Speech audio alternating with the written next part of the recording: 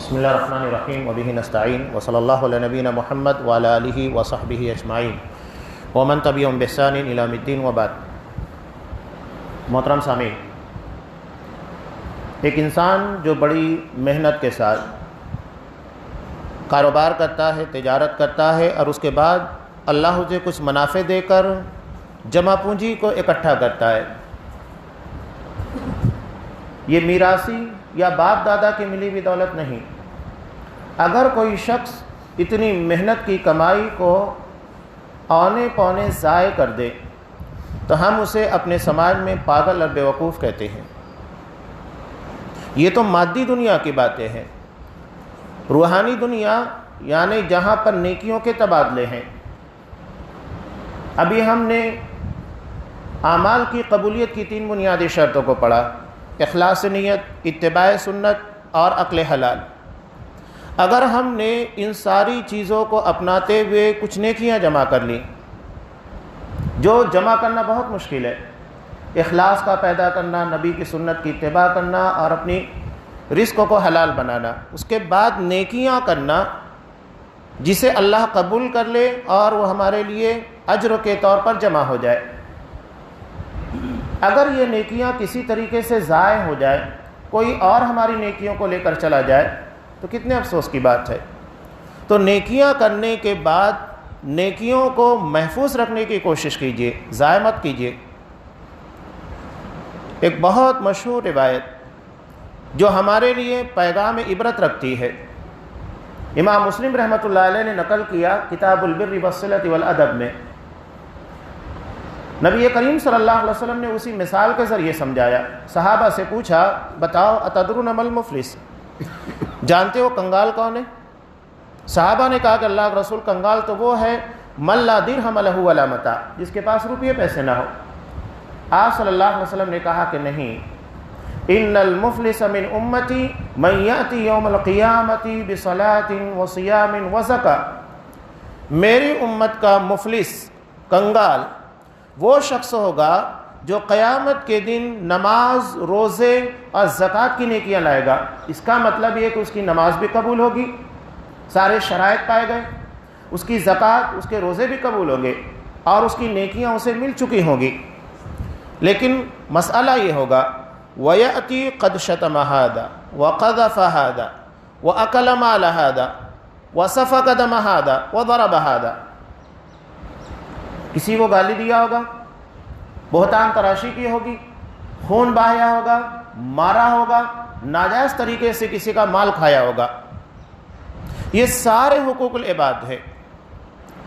یہ گناہ کرنے کے بعد جب قیامت کے دن اس کو پیش کیا جائے گا تو پھر جن جن لوگوں کی اس نے برائیاں کی، گالیاں دی، غیبتیں، چغل خوریاں، الزامات ہے، بہتان ہے، مال ناجائز طریقے سے کھایا ہوگا، مارا ہوگا، خون بہایا ہوگا، یہ سارے مظلومین، اس کا مطلب یہ کہ کسی وجہ سے ان لوگوں کو اپنے ظلم کا بدلہ دنیا میں نہیں مل پایا ہوگا، تبھی تو آخرت میں پیش ہوگا۔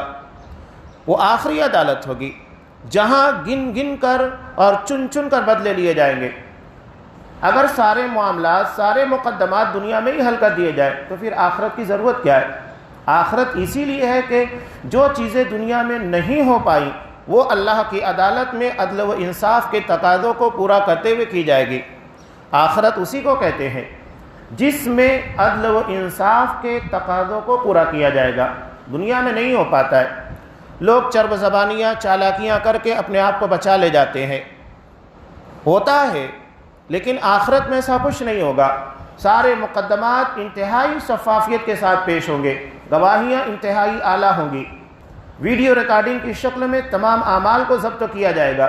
یہ نہیں کہ ہم یہاں کچھ بولے، وہاں کچھ بولے، جھوٹ بول کر اپنے آپ کو بچا لے جائے، کچھ نہیں ہوگا۔ زبان پر تالے لگا دیے جائیں گے اگر ہم جھوٹ بولنے کی کوشش کریں گے، کہیں گے الیوم نختم علی افواہہم، آج ان کی زبانوں پر تالے لگا دو، ان کے ہاتھ، ان کے پیر ہم سے باتیں کریں گے، یہ گواہی دیں گے۔ وہ آخری عدالت ہوگی جہاں سے بچ کر نکلنا آسان نہیں ہوگا، اور یہ حقوق العباد ہے۔ نتیجہ کیا ہوگا؟ ہر مظلوم کو ظالم کی طرف سے نیکیوں کی شکل میں بدلہ عنایت کیا جائے گا۔ نتیجہ کیا ہوگا؟ ساری نیکیاں ختم ہو جائے گی، اللہ کا انصاف ہوگا۔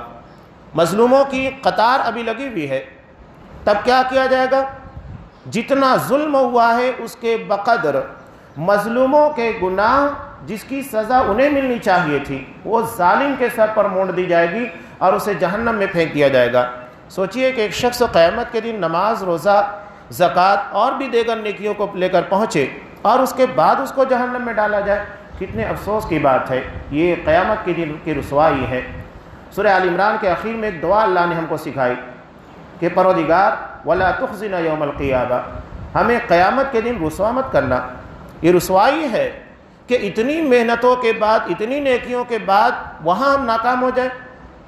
یہ حقوق العباد ہے۔ کوئی یہ نہ سمجھے کہ اللہ کے سامنے گڑا کر رو کر ہمارے معاملات حل ہوں گے، نہیں، اللہ اس کو نہیں معاف کرے گا۔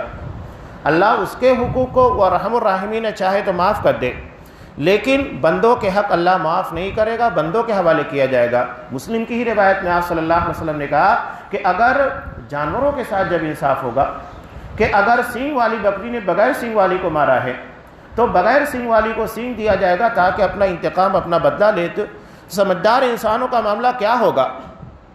یہی وجہ ہے کہ آپ صلی اللہ علیہ وسلم اپنی وفات سے چند روز قبل نماز ظہر ادا کرنے کے بعد ممبر کے پر پیش کیا اور کہا اگر میں نے کسی کا کچھ لیا ہے یا میں نے کسی پر کوئی زیادتی کی ہے، آج یہاں موجود ہوں، مجھ سے بدلہ لے لے۔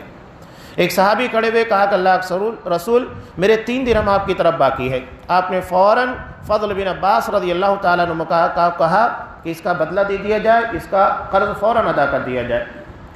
جب ایک نبی اس معاملے کے اندر نہیں بخشا جائے گا تو عام انسانوں کی بساط ہی کیا ہے؟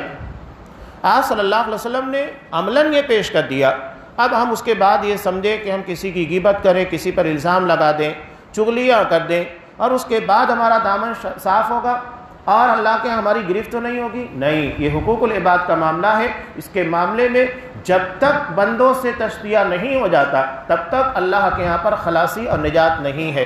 آج صلی اللہ علیہ وسلم نے صاف کہا کہ اگر تم نے کسی کے ساتھ زیادتی یا ظلم کیا ہے تو اسے دنیا میں ہی نپٹا دو، اس کی تلافی کرا لو، اس سے پہلے کہ ایسا دن آ جائے جس میں روپیے پیسے نہیں بلکہ نیکیوں کے تبادلے ہوں گے، اور وہی اس حدیث کے اندر بیان کیا گیا ہے۔ تو نیکیاں کرنے کے بعد اس کا تحفظ بہت ضروری ہے، کہیں ایسا نہ ہو کہ ہم ایک ایسے گڑھے کے اندر پانی بھر رہے ہوں جس میں سوراخ ہو۔ زندگی لگا دیں گے لیکن وہ مٹکا کبھی بھر نہیں سکتا ہے۔ سوراخوں کو بند کیجئے، تھوڑا سا پانی بھی ہوگا تو محفوظ ہوگا۔ تو آج اللہ نے ہم کو توفیق دی، بہت بڑی نعمت ہے کہ اللہ نے ہم کو نیکیوں کو کرنے کی بجا لانے کی توفیق دی، لیکن اس کو محفوظ کرنا یہ بھی ہماری ذمہ داری ہے۔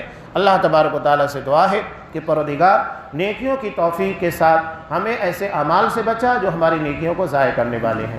آمین۔ وآخر دعوانا الحمدللہ رب العالمین۔